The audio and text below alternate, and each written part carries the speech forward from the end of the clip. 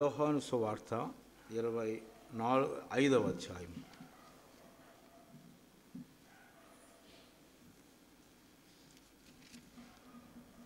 యోహాను సువార్త 5వ అధ్యాయము 24వ వచనం. నా మాట విని నన్ను పంపినవాని యందు విశ్వాసముంచువాడు నిత్య జీవము కలవాడు. వాడు తీర్పులోనికి రాక మరణములో నుండి జీవములోనికి దాటియున్నాడు అని మీతో నిశ్చయముగా చెప్పుచున్నాను. అందరం కలిసి చదువుదాం. 24వ వచనం అందరం కలిసి. నా మాట విని నన్ను పంపిన వాని యందు విశ్వాసముంచువాడు నిత్య జీవము గలవాడు. వాడు తీర్పులోనికి రాక మరణములో నుండి జీవములోనికి దాటియున్నాడు అని మీతో నిశ్చయముగా చెప్పుచున్నాను. మరలా ఒకసారి. నా మాట విని నన్ను పంపిన వాని యందు విశ్వాసముంచువాడు నిత్య జీవము గలవాడు. వాడు తీర్పులోనికి రాక మరణములో నుండి జీవములోనికి దాటియున్నాడు. ప్రార్థన. ప్రేమగల తండ్రి, మీకు వందనాలు చెల్లించుకునుచున్నా. ఈరోజు జనవరి 26వ తేదీ అయినందుకు కూడా మిమ్మల్ని స్తుతిస్తూ ఉన్నాం. మా కొరకు మీరు సిద్ధపరిచిన మీ వాక్యాన్ని, మీ సందేశాన్ని మీ ఆత్మశక్తితో మా నాయన మాకు అనుగ్రహించండి. యేసుక్రీస్తు ప్రభు నామములో స్తుతిస్తూ ప్రార్థన చేయుచున్నాము తండ్రి. ఆమేన్.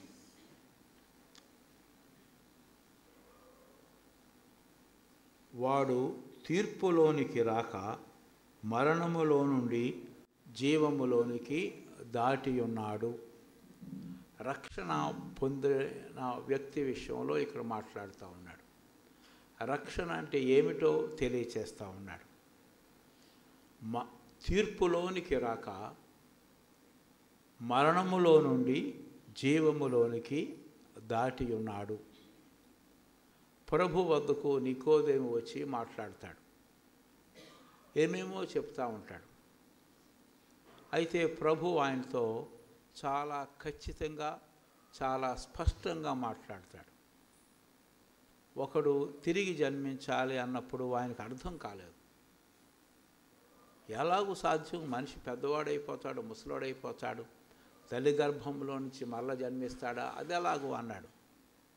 అయితే ప్రభు ఆయనతో మాట్లాడుతూ ఒకడు నీటి మూలముగాను ఆత్మ మూలముగాను జన్మించాలి అన్నాడు. అక్కడ ఆగిపోయాడు ఆయన. ఆత్మ మూలముగా. కాబట్టి మనం అర్థం చేసుకోవచ్చు, దేవుని యొక్క వాక్యం దేవుని యొక్క ఆత్మశక్తితో వెలువడినప్పుడు మనిషిలో ఒక మార్పు తీసుకొస్తుంది. అది చాలా ఆశ్చర్యం. దేవుని యొక్క వాక్కు. అందుకే ఆ దేవుని వాక్కు గురించి మొదటి పేతురులో ఒక మాట వ్రాయబడి ఉంది. దాన్ని కూడా మనం జ్ఞాపకం చేసుకుందాం. దేవుని వాక్కు గురించి వ్రాయబడిన మాట. మొదటి పేతురు 1వ అధ్యాయము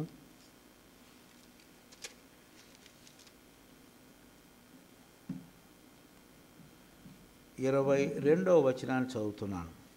మొదటి పేతురు 1వ అధ్యాయము 22వ వచనం. మీరు క్షయబీజము నుండి కాక శాశ్వతమగు జీవము గల దేవుని వాక్యమూలముగా అక్షయ బీజము నుంచి పుట్టింపబడినవారు. చాలా చక్కని భాషలో దీన్ని వర్ణిస్తూ ఉన్నాడు. శాశ్వతమగు జీవము గల దేవుని వాక్యం. శాశ్వతమగు జీవము గల దేవుని వాక్యము. అది అక్షయము కాని బీజము. సీడ్ అనే పదానికి తెలుగులో బీజము అనే మాట మాట్లాడాడు. సాధారణంగా సీడ్ అన్నప్పుడు అది భూమిలో పడితే అందులో నుంచి మొక్క వస్తుంది, దాన్ని సీడ్ అంటాం. అలాగే ఇక్కడ శాశ్వతమగు జీవము గల దేవుని వాక్యము. ఆ సీడ్ క్షయము కానిది. ప్రభు మాట్లాడుతూ చెప్పారు, ఇదిగో భూమి పీస్ చాలా కాలంగా వేల వేల సంవత్సరాలు బట్టి అలాగే ఉంది. ఆకాశం, నక్షత్రాలు అన్నీ అలాగే ఉన్నాయి. అవి ఒకానొక దినాన్ని లయమైపోతాయి. కానీ దేవుని వాక్కు ఏదైతే జరుగుద్దని దేవుడు చెప్పాడో ఆ దేవుని వాక్కు జరగకుండా ఉండడం అసాధ్యం. అంతేకాదు ఆయన మాటలో ఒక సున్నా కానీ ఒక పొల్లు కానీ కూడా అది వ్యర్థం కాదు. That is God's word. శాశ్వతమైంది, నిత్యము ఉండేది. ఆ మాట ఇక్కడ రాస్తూ ఉన్నాడు. తిరిగి జన్మించిన వారు లేకపోతే రక్షణ పొందిన వారి గురించి ఈ మాట ఇది వ్రాయబడి ఉంది. మీరు క్షయబీజము నుండి కాదు, అంటే కొంతకాలం ఉండి అది తర్వాత కనపడదు. లేకపోతే కొన్ని వస్తువులు క్షయమైపోతాయి. ఐరన్ ఉంటుంది, తుప్పు పట్టి పాడైపోతుంది కొంతకాలానికి. అవన్నీ కూడా క్షయమైపోయేవే. కానీ ఎన్నడూ క్షయము కానిది, నిత్యము ఉండేది అది దేవుని వాక్యము. అందుకే దాన్ని క్షయము లేనిది, క్షయము అంటే అది పాడవడం జరగదు.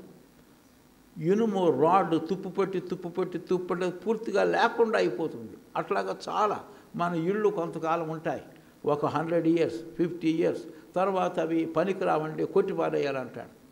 కాబట్టి ఇవన్నీ కూడా కొంతకాలం ఉండి పాడైపోయే వాటిని క్షయమైపోతున్నది అనే తెలుగు పదం వాడతాడు. ఇది అక్షయమైనది, నెవర్. అది ఎన్నటికీ కూడా నిత్యము ఉండేది. దేవుని గురించి కూడా అదే మాట వ్రాస్తాడు. మోసెస్ వచ్చి అడుగుతాడు ప్రభువుని,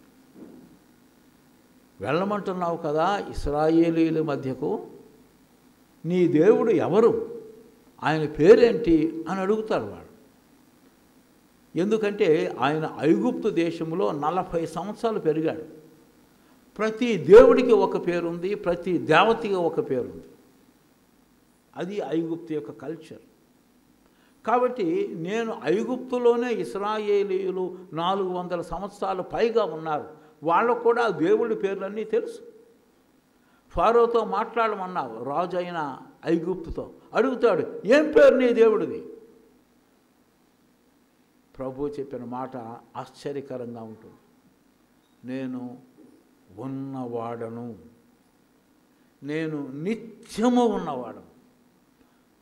భూమి లేనప్పుడు, ఆకాశము లేనప్పుడు, నక్షత్రాలు లేనప్పుడు, దేవదూతలు లేనప్పుడు, ఎవ్వరూ లేనప్పుడు నేను ఉన్నవాడను. ఇక ముందును ఉండబోతున్నాను. రాజులు రాజ్యాలు లేనప్పుడు, నీరు ఆకాశము లేనప్పుడు నిత్యము ఉన్నవాడను అని మరలా అంటాడు. ఉండును అనువాడు, ఎవరైతే నిత్యము ఉన్నారో ఆయనకు ఆది లేదు, అంతము లేదు. No beginning, no ending. ప్రతి దానికి బిగినం ఉంది. ప్రభువు చేసినప్పుడే భూమి ఉనికిలోనికి వచ్చింది. సూర్యుడు అనేవాడు ఉనికిలోనికి వచ్చాడు, దేవదూతలు ఉనికిలోనికి వచ్చారు. For everything there is beginning. No beginning and no ending. He is God and his word is eternal. మీరు ఎవరికి పుట్టారు, ఎలాగ పుట్టారు అంటే క్షయము కాని బీజము నుండి పుట్టారు. మరలా యోహాను సువార్తలో మరొక మాట వ్రాయబడి ఉంది. రక్షణ పొందిన వారి విషయములో వారు దేవుని వలన పుట్టినవారు. శరీరేచ్ఛ వల్ల కాదు, మానుషేచ్ఛ వల్ల కాదు, రక్తం వలన వారు జన్మించిన వారు కాదు.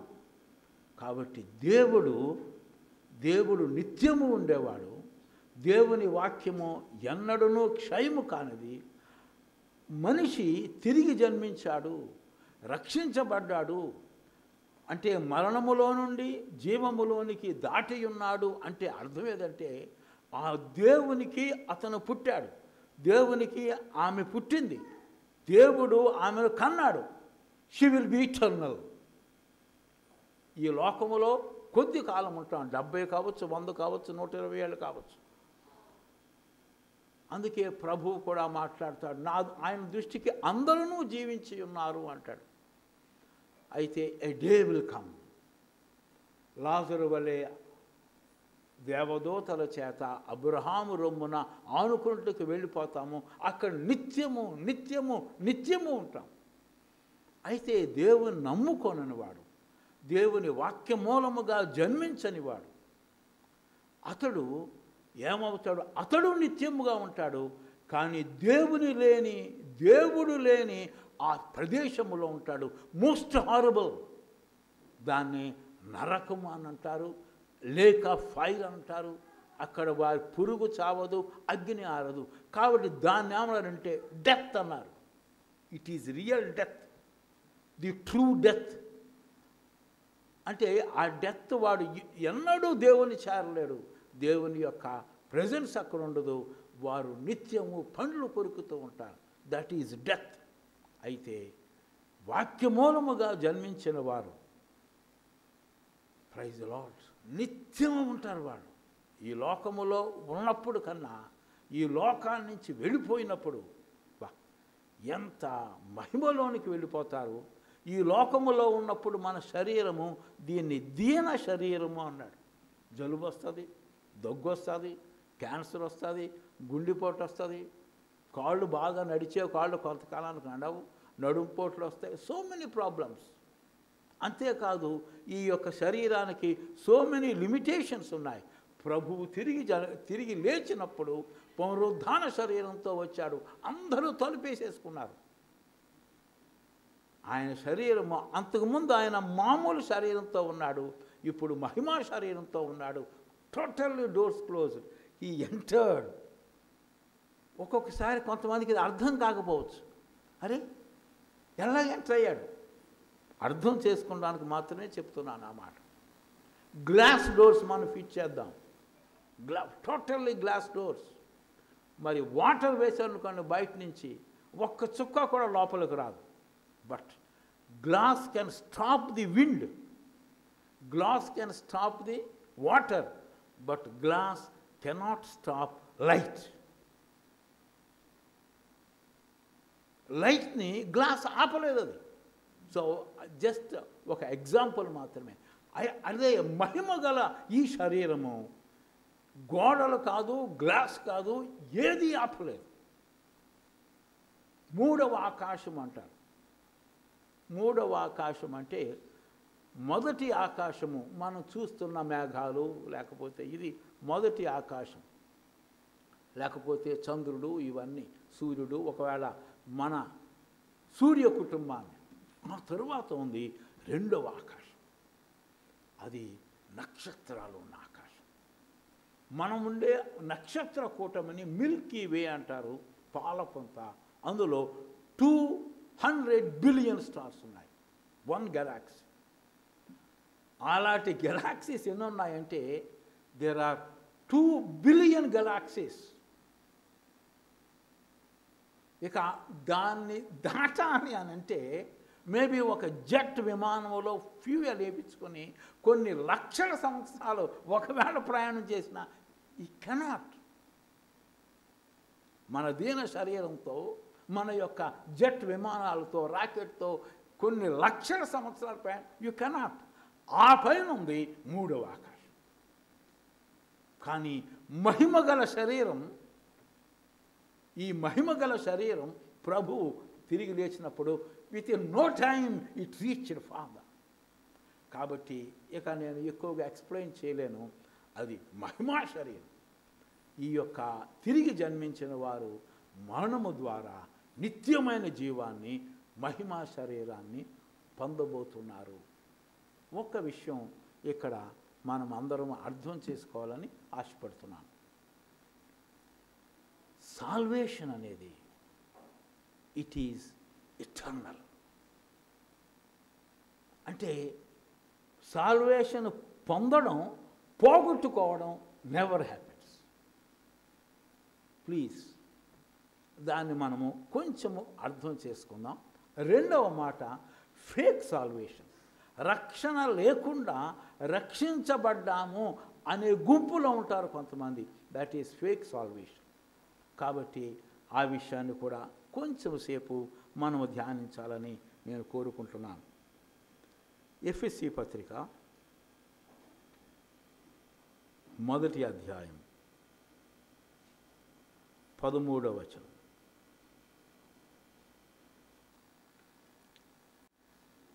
చదువుతున్నాను. ఎఫెసీ పత్రిక మొదటి అధ్యాయము 13వ వచనం. మీరు సత్యవాక్యమును అనగా మీ రక్షణ సువార్తను విని క్రీస్తునందు విశ్వాసముంచి వాగ్దానము చేయబడిన ఆత్మచేత ముద్రింపబడితిరి. అనగా ఒక వ్యక్తి రక్షణ పొందినప్పుడు ఆ క్షణము నుండి ఆయనలో లేక ఆమెలో దేవుని ఆత్మ నివాసము చేస్తారు.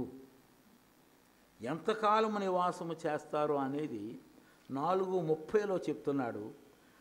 దేవుని పరిశుద్ధాత్మను దుఃఖపరచకుడి, విమోచన దినము వరకు ఆయన యందు మీరు ముద్రింపబడి ఉన్నారు.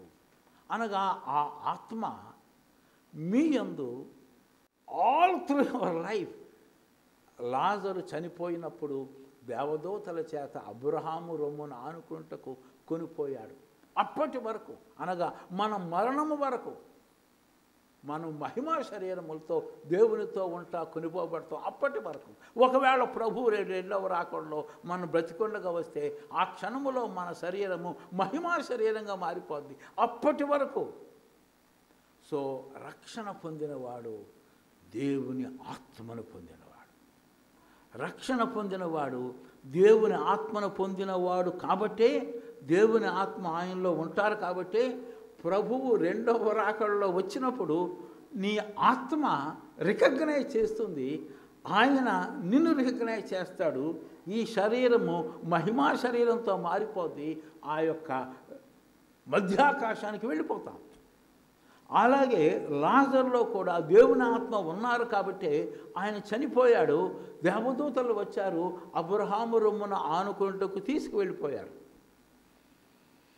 ధనవంతుడు చనిపోయాడు, దేవుని ఆత్మ ఆయనలో లేరు, రక్షణ పొందలేరు. కాబట్టి ఆయన దేవుని దగ్గరికి వెళ్ళలేకపోయాడు. దేవుని దూతలు ఆయన అక్కడికి తీసుకుని వెళ్ళలేకపోయాయి.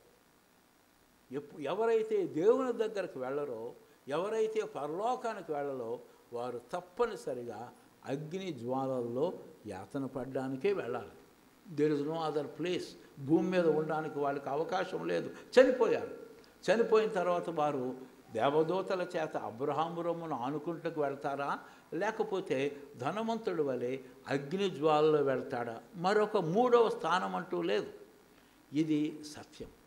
కాబట్టి మనము గ్రహించవలసింది, ఎందుకు ఇతడు దేవునితో యుగయుగములు ఉంటాడు, ఎందుకు మరణము లేనివాడుగా ఉంటాడు. అక్కడ మరణము లేదు, దుఃఖము లేదు, వేదన లేదు, ఏడ్పు లేదు. ప్రకటన గ్రంథంలో మనం చూస్తాం. వాయ్? ఒకే ఒక ఆన్సర్ మనం చూస్తాం యోహాను సువార్తలో.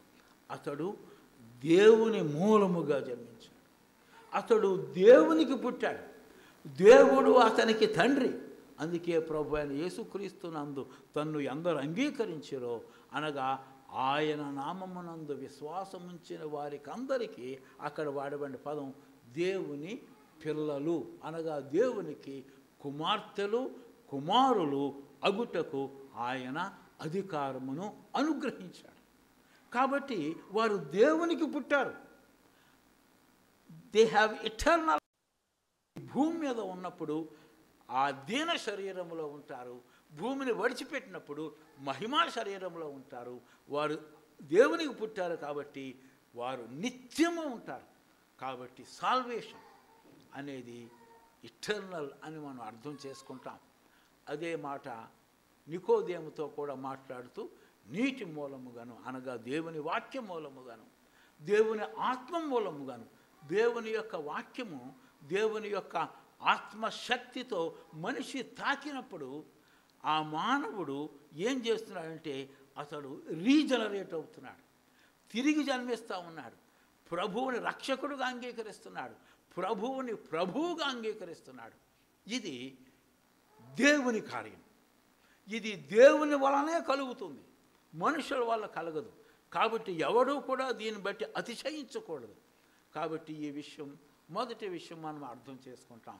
రక్షణ అనేది దేవుని వలన కలుగుతుంది, లేక దేవుని ఆత్మ వలన కలుగుతుంది. మనిషికి రక్షణ ఇచ్చేవాడు దేవుడే. ఆ రక్షణ శాశ్వతమైన రక్షణ. ఇది మనము ఖచ్చితంగా అర్థం చేసుకుందాం. రెండో విషయం మనం అర్థం చేసుకోవాలి. ప్రభు చెప్పిన మాట. ఉపమానాలు చెప్పారు ప్రభు. ఉపమానాలు చెప్తూ ఒక చక్కని మాట చెప్తారు. గోధుమల చీను, గోధుమలు విత్తేశారు, గోధుమ మొక్కలు ఎదుగుతూ ఉన్నాయి. ఒక రోజున శిష్యులు వెళ్ళి చూస్తే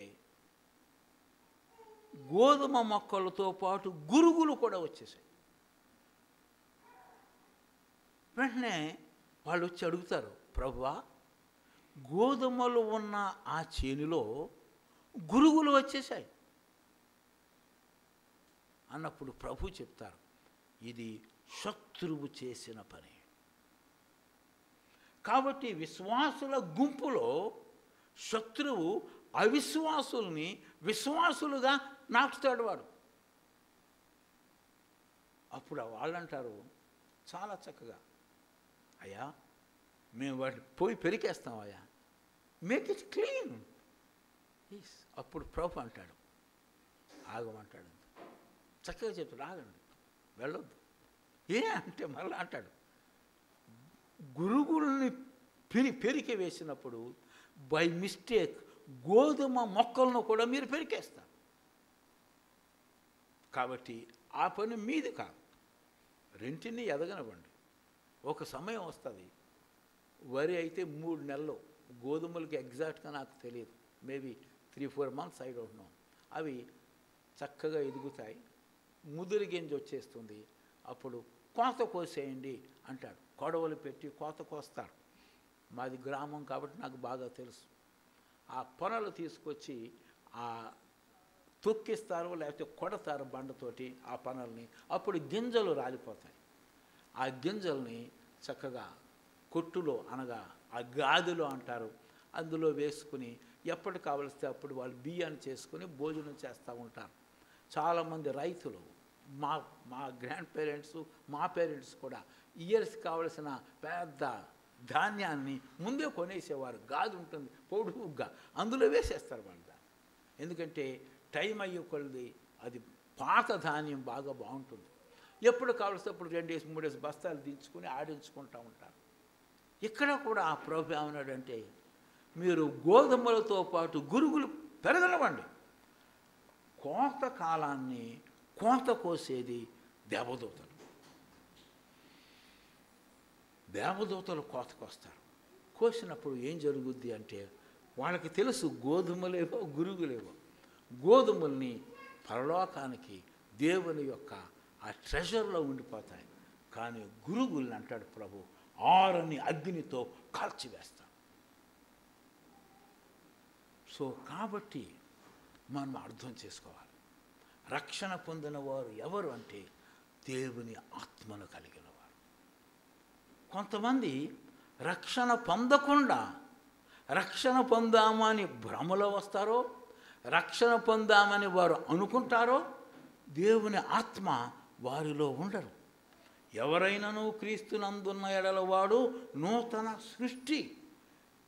ఆ చేంజ్ ఆ వ్యక్తిలో చూస్తాం.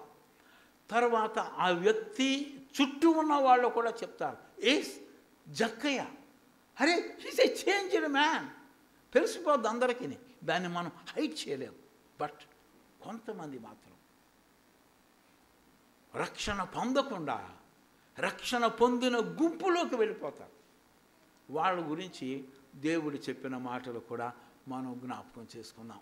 ఎందుకు ఈ మాట చెప్తున్నానంటే, కొంతమంది అడుగుతారు, ఏంటి రక్షణ ఇటర్నల్ అంటున్నారు, పలానా వాడు ఇన్ని దుర్మార్గమైన కార్యాలు చేస్తున్నాడు, పలానా సంఘ నాయకుడు ఇన్ని చెడ్డ పనులు చేస్తున్నాడు, పలానా పాస్టర్ గారు ఇమ్మోరల్ లైఫ్లో ఉంటున్నాడు కంటిన్యూస్గా, మరి ఆయన రక్షణ గురించే బోధిస్తూ ఉంటాడు, మరి రక్షణ ఇటర్నల్ ఎట్లా అవుద్ది, అయితే వాళ్ళకి మరి శిక్ష ఉండదా? ఇట్లాగా చాలామంది క్వశ్చన్స్ వేస్తారు. అయితే దానికి అసలు సమాధానం ఏది అనంటే, రక్షణ పొందకుండా రక్షణ గురించి బోధించే అనేక మంది ప్రసంగికులు ఉంటారు. ఆ విషయాన్ని మనము కూడా అర్థం చేసుకుందాం. మత్తయి సువార్త 7వ అధ్యాయం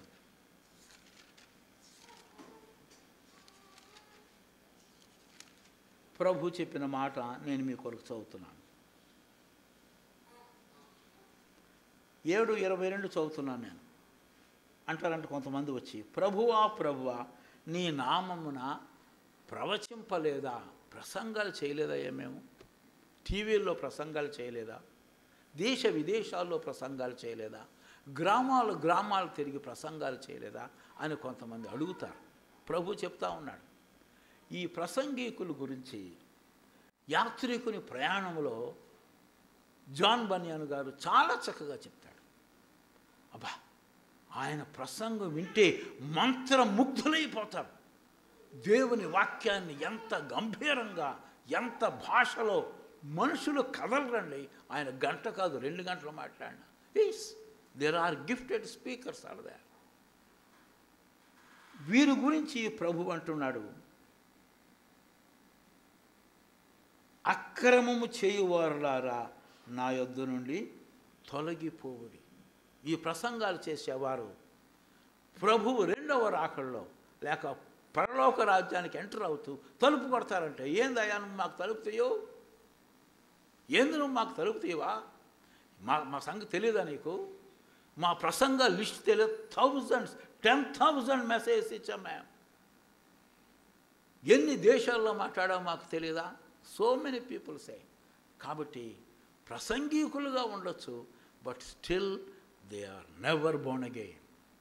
ఎందుకు చెప్తున్నానంటే ఈ మాట, దేవుని ఆత్మ మనిషిలో పని చేసినప్పుడు 2 విషయాలు అక్కడ చెప్తారు అందరూ కూడా. వాళ్ళు ఆయన రక్షణను మాత్రమే కాదంట, ఆయన్ని ప్రభువుగా స్వీకరిస్తారు. That is work of the Holy Spirit. రక్షణ పొందినవాడు ఈ ప్రభు యేసుక్రీస్తుని రక్షకుడిగాను ప్రభువుగాను స్వీకరిస్తాడు. డైలీ లైఫ్లో ప్రాక్టికల్గా మనిషి పాప జీవితాన్ని బట్టి చాలాసార్లు ఫెయిల్ అయ్యే అవకాశం ఉంది, ఫెయిల్ అవుతారు. బట్ ఇన్ ఎస్సెన్స్ రక్షింపబడిన వాడు కోరుకునేది, అయ్యా సిలువలో నా పాపాలన్నీ పరిహారం చేశావు ప్రభువా, నన్ను ఏలువాడవు నీవే, in every moment of my life you should rule me, అది కోరుకుంటాడు. అయితే ప్రాక్టికల్గా మనలో ఉన్న పాప నైజాన్ని బట్టి చాలాసార్లు పైకి కిందకి పడతా ఉంటాం. కానీ దేవుని ఆత్మను కలిగిన వాడు, ఆయన యొక్క బేసిక్ ఎస్సెన్స్ ఒకటే, he must rule my life, he must rule my life, he is my boss, he is my king, he is my lord, he is my leader. That is a saved man says. అంతేకాదు, యేసుక్రీస్తు ప్రభు యొక్క శిలువ మరణం చెప్తుంది, నీవు పుట్టినప్పటి నుంచి చచ్చేదాకా అన్ని పాపములకు యేసుక్రీస్తు ప్రభువు వెల చెల్లించి వేశాడు. ఓవర్. కాబట్టి రక్షించబడిన వారు, దేవుని ఆత్మను కలిగిన వారై they worship God for they salvation. ప్రతి చర్చ్లో కూడా ఒక్కొక్క చర్చ్ ఒక్కొక్క విధంగా ఆరాధించవచ్చు, కానీ ప్రతి చర్చ్లో ఉన్న ఆ యొక్క లిటర్జీ చూస్తే, లూథరన్ చర్చిలో చక్కని లిటర్జీ ఉంటుంది, వర్షిప్ గాడ్. మరొక చర్చిలో మరొక విధంగా. ఎందుకనంటే హీ పెయిడ్ మై ప్రైస్. అయితే కొంతమంది ఉన్నారు, సేవకులే, బోధకులే, దయ్యాలను వెళ్ళగొట్టిన వారే, స్వస్థతలు చేసిన వారే. యేసు ప్రభు నామములో ఒక ఆయన ప్రార్థన చేశాడు, ప్రభువు తన నామాన్ని బట్టి వాడిని, క్యాన్సర్ గల వాడిని స్వస్థపరుస్తాడు. యేసు ప్రభు నామాన్ని బట్టి ఒకడు ప్రార్థన చేశాడు, సచ్చిన వాడు లెగుస్తాడు. ప్రార్థన చేసింది మనిషి, కానీ లేపింది ప్రభువు, స్వస్థపరిచింది ప్రభు. కాబట్టి దయ్యాల వెళ్ళగొట్టిన వారు, మహత్కార్యాలు చేసిన వారు, స్వస్థతలు చేసిన వారు, ప్రసంగికులు, ఆ లిస్ట్ ఇక్కడ 22వ వచనంలో చెప్తున్నాడు. అవన్నీ చేశారంట, బట్ దేవుని యొక్క అధికారానికి వారి జీవితాన్ని వారు సమర్పించుకోలేదు. వాళ్ళ జీవితంలో వారి ఇష్టం జరగాలంటే మోస్ట్ డేంజరస్. వాళ్ళందరూ కూడా విశ్వాసుల లిస్టులోనే ఉంటారు, వారందరూ కూడా రక్షించబడిన వారి లిస్టులో ఉంటారు. But they are never born again. అయితే అలాంటి వాళ్ళు ఎంతమంది ఉంటారు? కొద్దిమంది ఉంటారేమో. కొద్దిమంది ఉంటే బాగుంటుంది కదా అనుకున్నాను నేను. కానీ ఇక్కడ వేరేగా ఆ మాట ఇక్కడ ఉంది. ఆ రాయబడిన మాట అనేకులు అనే పదం రాశాడు. అనేకులు. 100కి 50 అంటే ఈక్వల్, 100కి 60, 100కి 70, 100కి 80 అంటే అనేకులు. మీరు చూడవచ్చు, అనేకులు. కాబట్టి జాగ్రత్త. బోధకుడైనంత మాత్రాన, పాస్టర్ గారు అయినంత మాత్రాన, బిషప్ గారు ఉన్నంత మాత్రాన, నాయకులుగా ఉన్నంత మాత్రాన మనకి ఏపీసీసీ అని ఉంటుంది ఆంధ్రప్రదేశ్కి, WCC world council of churches, NCC national, చాలామంది చాలా పొజిషన్స్లో ఉంటారు. వాళ్ళు రక్షించబడినవాడు రక్షించబడినవాడే. కొంతమంది బైబిల్ అంతా కంట చెప్పొచ్చు, బట్ రక్షణ లేనివాడు రక్షణ లేనివాడే. రక్షణ పొందిన వాడికి గుర్తు వాక్యం చెప్తున్నాడు, వాళ్ళలో ఆ నూతనత్వం కనిపిస్తుంది. రక్షణ పొందిన వాళ్ళు దేవుని ఆత్మ ఉంటారు. రక్షణ పొందిన వారిలో వారి యొక్క ఇన్హెరెంట్ డిజైర్ ఏదంటే, God you should rule my life. మా ఇంటిలో నా ఇష్టం జరగకూడదు, నా జీవితంలో నా ఇష్టం జరగకూడదు, నీ ఇష్టమే జరగాలి ప్రభా, నీ ఇష్టమే జరగాలి ప్రభా. అయితే పాపనైజాన్ని బట్టి ఒక్కొక్కసారి దేవుని చిత్తాన్ని ఫెయిల్ అవుతూ ఉండొచ్చు. కానీ దట్ ఇన్ ఎసెన్స్ రక్షించబడిన వాడు కోరుకున్నది his lordship in his life. Okay, కాబట్టి వీళ్ళు ఫేక్ బిలీవర్స్. మొదటిది రక్షణ అంటే ఏమిటో నేర్చుకున్నాం. రెండవది మరి రక్షణ పొందని వారు రక్షణ పొందిన సమాజంలోకి రావడమే కాదు, వారు నాయకత్వంలో కూడా ఉంటారు. It's a fake salvation. మూడవది మరి రక్షింపబడిన వాడు తప్పులు చేస్తే చేయకుండా ఉండడు. అది 7వ అధ్యాయము రోమాపత్రికలో చాలా చక్కగా వ్రాశాడు. మనలో ఉన్న పాప నైజం, నేను దేవుని చిత్తాన్ని చేయాలనుకున్నప్పుడు పాప నైజం ఎట్లాగో ఈడ్చుకుపోతూ ఉంటుంది. అయితే ప్రభు మీద ఆధారపడినప్పుడు, ప్రభువు రక్షకుడు, రక్షించినవాడు, ప్రతి శోధన నుంచి రక్షించేవాడు, పరిశుద్ధాత్మ ద్వారా బలపరిచేవాడు, ఆయన మీద ఆనుకున్నప్పుడు ప్రభు మనకు విజయం ఇస్తారు. కానీ డైలీ లైఫ్లో, నిత్య జీవితంలో అనేక సార్లు మనం ఆనుకోకుండా ఉన్నప్పుడు వీ మేక్ మిస్టేక్స్. ఒకటి అర్థం చేసుకుంటాం మనం, ఆయన ప్రేమించు తండ్రి తన కుమారుణ్ణి శిక్షించినట్టుగా ఆయన తన బిడ్డల్ని శిక్షించక మానడు. అది మనం అర్థం చేసుకోవాలి. రక్షించబడిన వారి యొక్క సాల్వేషన్ ఇటర్నల్.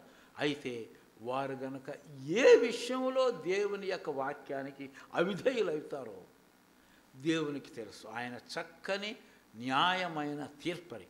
తప్పక దెబ్బలు పడతాయి. ఒకసారి చాలా గట్టిగా పడతాయి దెబ్బలు, చిత్తు కింద కొడతాడు, క్యాన్సర్తో కొడతాడు, ఒక్కొక్కసారి గుండెపోటుతో కొడతాడు, ఇంకోసారి కాలు చెయ్యి ఇరగదీస్తాడు, ఇంకోసారి హీ న్యూ ఏం చేయాలో ఆయన చేస్తాడు.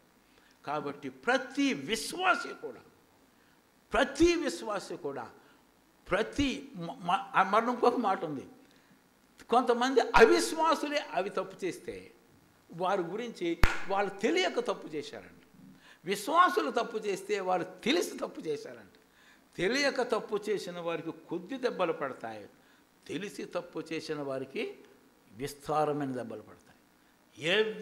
ఎవ్రీ బిలీవర్ని చిత్తకొట్టి పారేస్తాడు దేవుడు whenever he is disobedient to God. I really thank God for that grace. Really thank God. ఎట్లాగ థ్యాంక్ గాడ్ అంటానంటే, చిన్నప్పుడు మా డాడీ, ఆయన more than a military general, era అంటే అక్కడ ఉండేవారు. ఇంత దూరంగా ఉండి మేము సమాధానం చెప్తా ఉంటాం. ఎప్పుడు మా నాన్న దగ్గరకు వెళ్ళటం కానీ కూర్చోవడం కానీ మాకు తెలియదు. అసలు మా నాన్న మాట ఎదిరించడం కూడా మాకు రాదు. ఏదైనా కావలిస్తే మా అమ్మ దగ్గరే చెప్పుకునేవాడు. ఎప్పుడు మా నాన్న మాకు దూరంగా ఉండేవాడు. Kind of display. ఒకనొకప్పుడు జమీందారుల కాలంలో చాలా ఒక డిగ్నిఫైడ్ లెవెల్లో వారు పెంచేవారు. ఫాదర్ అంటే హయ్యెస్ట్ రెస్పెక్ట్ ఇంట్లో. అది మాకు అలవాటు అయిపోయింది, ఆ గ్రామాన్ని బట్టి అక్కడున్న పరిస్థితులను బట్టి. అయితే ఒక్క విషయం నాకు బాగా గుర్తు. ఎప్పుడు మా నాన్న నాకు బాగా దగ్గరగా ఉండేవాడు అని అంటే, తప్పులు చేసేవాడు, బుద్ధి లేని పనులు చేసేవాడు, గోళికాయలు ఆడినప్పుడు కానీ లేకపోతే ఇంకొప్పుడు కానీ అప్పుడు కొడతాము, ఫటా కొడతా ఉండేవాడు. That is the only time we are very close to our dad. నేను చాలా రక్షించబడిన తర్వాత నాకు అర్థమైంది. రక్షించబడిన తర్వాత చాలాసార్లు నేను దేవుని వాక్యానికి లోపడడంలో ఫెయిల్ అయిపోయాను, తెలిసి కూడా ఫెయిల్ అయిపోయినప్పుడు బాగా పడతా ఉండే దేవుడి చేత, మా నాన్న చేత కాదు. అప్పుడు నాకు జ్ఞాపకం వచ్చింది, మా నాన్న నాకు ఎప్పుడు దగ్గరగా ఉన్నాడు, ఎప్పుడు కొడతాడు అప్పుడే ఉండేవాడు దగ్గరగా. ప్రభువా, నువ్వు నాకు బాగా కొడుతున్నావు, నాకు తెలుసు, నన్ను సరిచేస్తున్నావు, శిక్షిస్తున్నావు, నాకు తెలుసు. But I know one more thing, you are very close to me, I love it. బా, that's wonderful, that's really wonderful. కాబట్టి దేవుడు శిక్షించేవాడు ధన్యుడు అని కూడా ఉంది మనకి. కాబట్టి ఈ రెండు మనం అర్థం చేసుకుందాం. రక్షణ పొందిన ప్రతి ఒక్కరూ తప్పక తెలుసుకోవలసింది, నిత్యము ఆరాధించవలసింది ఒకటే, ప్రభువా, నీ యొక్క శిలువ మరణములో all my sins were washed away and this is eternal అని మనము స్తుతించాలి. అయితే కొంతమంది వాళ్ళ విషయం వీళ్ళ విషయం మనకు ఒక క్వశ్చన్స్ ఉంటాయి. అయితే చాలామంది ఫేక్ బిలీవర్స్, ఫేక్ సాల్వేషన్ ఉంటారు. అది వాక్యం చెప్తున్నాడు, ప్రభు ఉపమానములో కూడా చెప్పాడు. తర్వాత మూడవది, రక్షణ పొందిన వాడికి దేవుడు ఏ తప్పు చేసిన వాడు ఏ తప్పు అయినా చేయవచ్చు, వాడు చేయడం లేదు. బికాస్ రక్షణ పొందిన వాడు విమోచించబడ్డాడు. He has his free will. దేవుడు ఫ్రీ విల్ని ఇచ్చాడు. ఆ ఫ్రీ విల్ని సరిగ్గా వాడుకోకుండా ఉన్నందువల్ల కానీ, కొంతమంది రక్షణ పొంది కూడా ఆ పాతకాలపు అవిశ్వాసులైన ఒక సోకాల్డ్ బంధువులతో ఆ రిలేషన్షిప్ని, అంటే బంధువుల్ని వదిలిపెట్టమని కాదు కానీ రాసుకుని పూసుకుని సహవాసం కలిగి ఉండడం మంచిది కాదు. ఆ యొక్క అవిశ్వాసులైన వారితో కొంతమంది ఆ యొక్క సహవాసం దూరంగా ఉండరు. వారు అన్ని పనులు చేస్తారు, లంచాలు పుచ్చుకుంటారు, ఈవెన్ అపవిత్రమైన జీవితం జీవిస్తారు, మోసాలు చేస్తారు. ఇక ఒక్కొక్కసారి శాంసన్ యొక్క జీవితంలో ఎందుకు శాంసన్ అలాంటి దౌర్భాగ్యమైన పని చేశాడు అంటే, మేము సండే స్కూల్ బుక్లో నేను సండే స్కూల్ టీచర్గా ఉన్నప్పుడు చదివినప్పుడు రాంగ్ ఫ్రెండ్షిప్. కాబట్టి విశ్వాసులు ఒక్కొక్కసారి రాంగ్ ఫెలోషిప్లో ఉన్నప్పుడు తప్పులు చేస్తారు. మామూలు కొట్టడు దేవుడు. But one thing is sure, రక్షణ పొందినవాడు నిత్యము వాడు దేవుని బిడ్డ. ఎందుకంటే రక్షణ పొందినవాడు దేవునికి పుట్టాడు, దేవుడు ఆయన కన్నాడు, దేవుని ఆత్మ ఆయనలో ఉన్నారు. కాబట్టి రక్షణ పొందిన వాళ్ళు ఎప్పుడు కూడా భయపడడం కానీ, అమ్మో మా రక్షణ పోతుందేమో కానీ అని అనుకోవడానికి లేదు. దేవుడు ఎన్నడూను వీడువాడు, ఏమాత్రమును ఎడబాయడు. అదే సమయంలో గలతీ 5:3 ఒకసారి మనం జ్ఞాపకం చేసుకున్నాం. గలతీ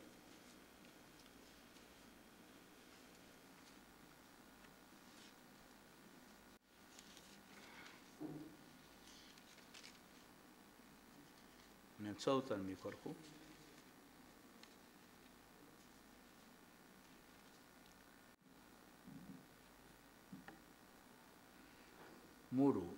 ధర్మశాస్త్రము యావత్తు ఆచరింపబద్ధుడై ఉన్నాడని సున్నతి పొందిన ప్రతి మనుష్యునికి నేను మరలా దృఢముగా చెప్పుచున్నాను.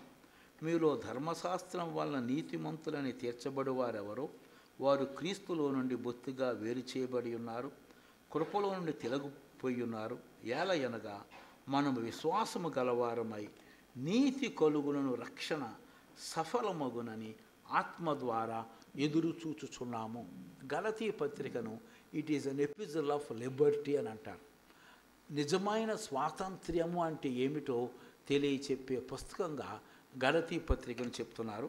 ఈ మాట అలాగే ఉంచి ఒకసారి 8వ అధ్యాయము యోహాను సువార్త కూడా దయచేసి చూడాలని ఆశపడుతున్నాను.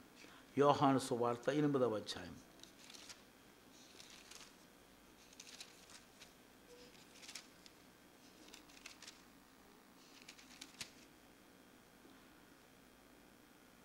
దయచేసి చూడండి, ఇది 36, 8:36. కుమారుడు మిమ్మును స్వతంత్రులుగా చేసిన ఎడల మీరు నిజముగా స్వతంత్రులయ్యుందురు.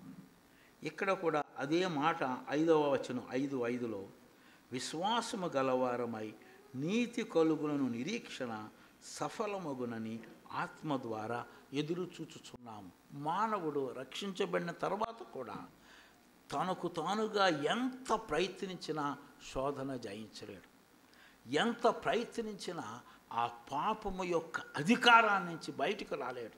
అందుకే 7వ అధ్యాయములో రోమాపత్రికలో అంటాడు, నీ వాక్యాన్ని నా హృదయంలో ఉంచుకున్నాను, నీ ఆజ్ఞలు దాచుకున్నాను, ఆ ప్రకారంగా చేయాలని ముందుకు వెళ్ళినప్పుడు నాలో ఉన్న పాప నియమము నా మీద పడి చెరపట్టి లోబరుచుకున్నచున్నది. అయ్యో నేను ఎంత దౌర్భాగ్యుడను అంటాడు.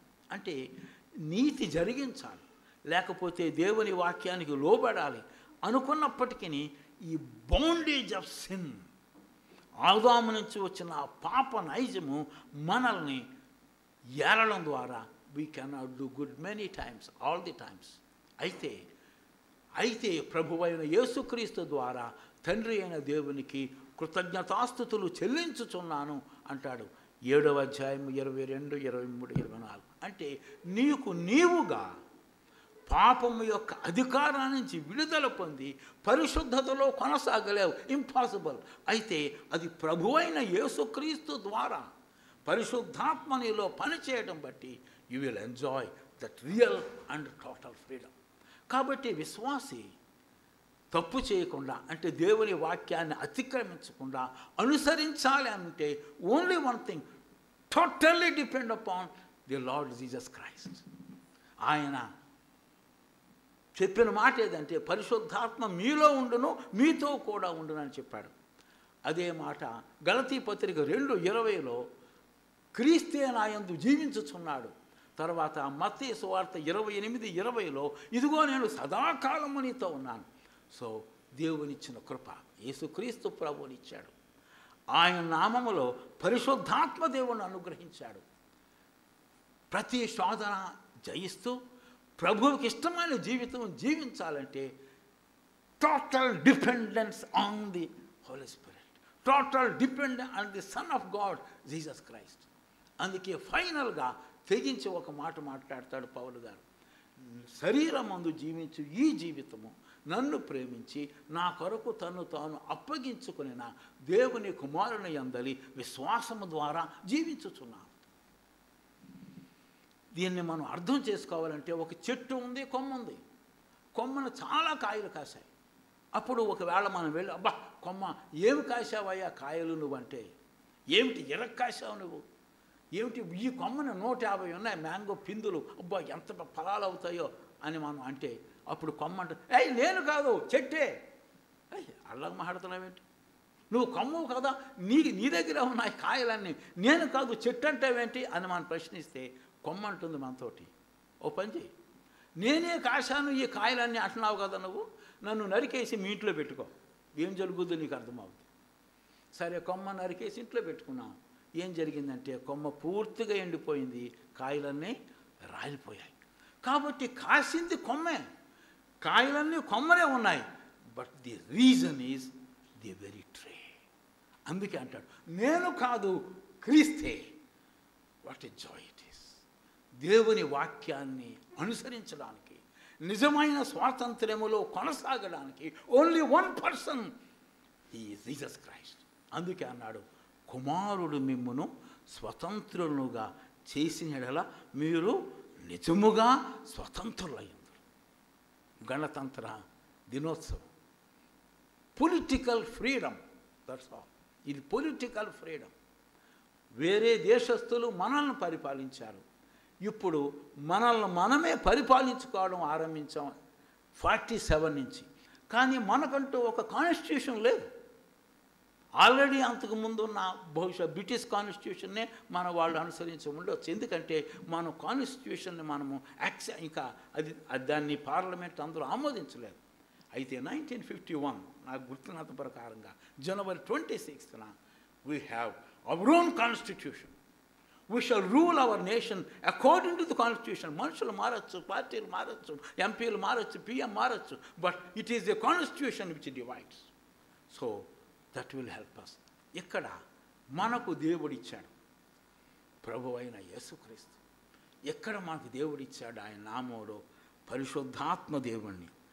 ఒక విధంగా చెప్పాలంటే పాపము అనే దాన్ని నిర్వర్తించాలంటే it is slavery, utter slavery. నేను అబద్ధం ఆడను, నీతిగా పలుకుతానంటే అబద్ధం ఆడే స్వభావం అంటుంది, రే నేను నీకు యజమానుణ్ణి, నోరు మూసుకుని నేను చెప్పినట్టు చేయవలసిందే. ఎందుకంటే అబద్ధమాడే స్వభావం, మోసం చేసే స్వభావం, అపవిత్రమైన స్వభావం, తర్వాత కోపం ఉండే స్వభావం, ఈ పాప స్వభావం ఆదాము పాపం నుంచి ఇప్పటిదాకా మనల్ని ఏలుతూ ఉంది. అయితే యేసుక్రీస్తు ప్రభువులో మనకు విడుదల అనుగ్రహించాడు. విడుదల పొందిన మనము ఆ యొక్క స్వాతంత్ర్యములో కొనసాగింప చేయడానికి, మనల్ని నిత్యము స్ట్రెంగ్థెన్ చేయడానికి యేసుక్రీస్తు ప్రభు నామములో పరిశుద్ధాత్మను అనుగ్రహించాడు. కాబట్టి ఇక్కడ స్వాతంత్ర్యాన్ని పొందడం మాత్రమే కాదు, స్వాతంత్ర్యములో కొనసాగుదాం. దట్ ఈజ్ మేబీ అదేమో రాజకీయ స్వాతంత్ర్యం, ఇదేమో నిజమైన స్వాతంత్ర్యం. నిజమైన స్వాతంత్ర్యం. కుమారుడు మిమ్మును స్వతంత్రులుగా చేసిన ఎడల మీరు నిజముగా స్వతంత్రులయ్యందరు. ప్రభువు పాపాన్నించి రక్షించేవాడు, పాపాలని క్షమించేవాడు మాత్రమే కాదు, ప్రభువు నామములో తండ్రి పరిశుద్ధాత్మను అనుగ్రహించాడు. ఆయన ప్రతి దినము ప్రతి విషయంలో పరిశుద్ధతలో స్వాతంత్ర్యములో నడిపించుటకు సమర్థుడు. ఈరోజు 26 ప్రభువా రాజకీయ స్వాతంత్ర్యం ఇచ్చి మాకంటూ ఒక కాన్స్టిట్యూషన్ ఇచ్చావు. We thank you. We have to thank God for that constitution. ఎంత ఫ్రీగా మేము ఆరాధించగలుగుతున్నాం, వీ థ్యాంక్ యూ. ఫ్రీగా జీవించగలుగుతున్నాం, వీ థ్యాంక్ యూ. అదే ప్రకారంగా ఆత్మ జీవితంలో కూడా, మా యొక్క దైనందిక జీవితంలో కూడా ప్రతి పాపము నుంచి, అధికారం నుంచి విడిపించబడి పరిశుద్ధతలో కొనసాగడానికి నీ కుమారుని నామములో పరిశుద్ధాత్మని ఇచ్చి నీ కుమారుడు ద్వారా నిజమైన స్వాతంత్ర్యాన్ని ఇచ్చావు. మేము ఆ నిజమైన స్వాతంత్ర్యాన్ని పొందిన మేము అందులోనే ప్రతి దినము కొనసాగుతాం. Because your son is with us, your Holy Spirit is with us. నీవే మా హృదయములో ఉన్న, ఎల్లప్పుడూ మాతో ఉన్న దేవుడవు నీవు. We thank you, we praise you. Praise the Lord. Let's pray. ప్రేమగల తండ్రి, మీ కుమారుడు మమ్మల్ని స్వతంత్రులుగా చేశాడు, నిజమైన స్వాతంత్ర్యాన్ని మాకు ఇచ్చాడు. అందులో కొనసాగునట్లు మమ్మల్ని మీరే మీ ఆత్మ ద్వారా బలపరిచి నడిపించండి. యేసు నామములో ప్రార్థన చేయుచున్నాము తండ్రి. ఆమేన్. Praise the Lord. Thank you.